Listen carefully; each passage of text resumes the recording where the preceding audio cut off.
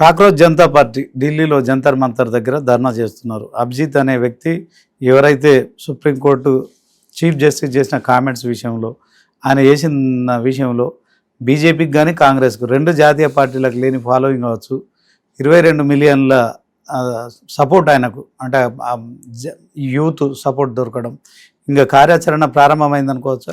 అంటే జన్జీదే భవిష్యత్ అనేది ఒక సిగ్నల్ వచ్చింది.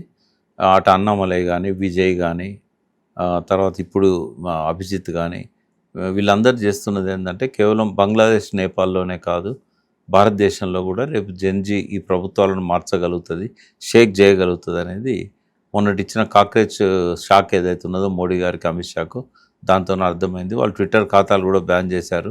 అరచేతిని అడ్డుపెట్టి సూర్యకాంతిని ఆపలేరని అంటాం కదా, ఏమీ చేయలేరు వీళ్ళు. అభిజిత్ లాంటి వాళ్ళదే రేపు భవిష్యత్తు. జన్జీ వల్ల భారతదేశ భవిష్యత్తు యువకుల చేతుల్లో భద్రపరచబడుతున్నది. నీట్ అలాగే సిబిఎస్ఈ ఈ పరీక్షల విషయంలో కొంత ఈ వైఫల్యాన్ని మనం ఎట్లా చూడవచ్చు?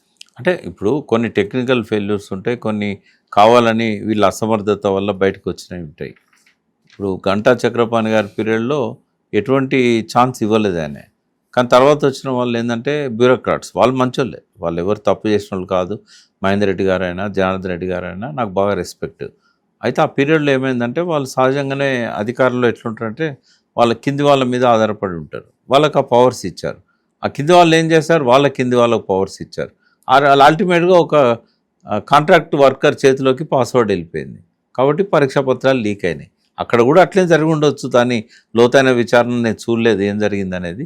బట్ ఏది ఏమైనా అది అటువంటి రుగ్మతలు సమాజానికి ఉండకూడదని అభిజిత్ లాంటి వాళ్ళు ఇనిషియేటివ్ తీసుకోవడం వల్ల ఇవాళ లక్షలాది మంది విద్యార్థులను, యువకులను తమ వైపు తెచ్చుకోవడానికి అదొక సోర్స్ అది.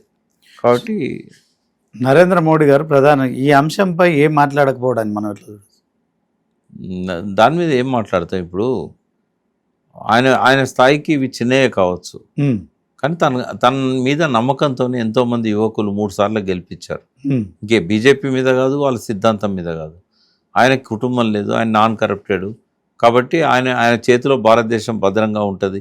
వాస్తవంగా కూడా చాలా మంచి పనులు కూడా చేశాడు ఆయన. బట్ ఈ విషయంలో ఆయన స్పందించకపోవడం, ఆయన కింద ఉన్న మంత్రులు స్పందించినా కూడా సరిపోతుంది. ఎందుకంటే ప్రభుత్వంలో ప్రతి శాఖలో జరిగేదాని మీద ప్రధానమంత్రి వ్యాఖ్యానించాలని ఏం లేదు.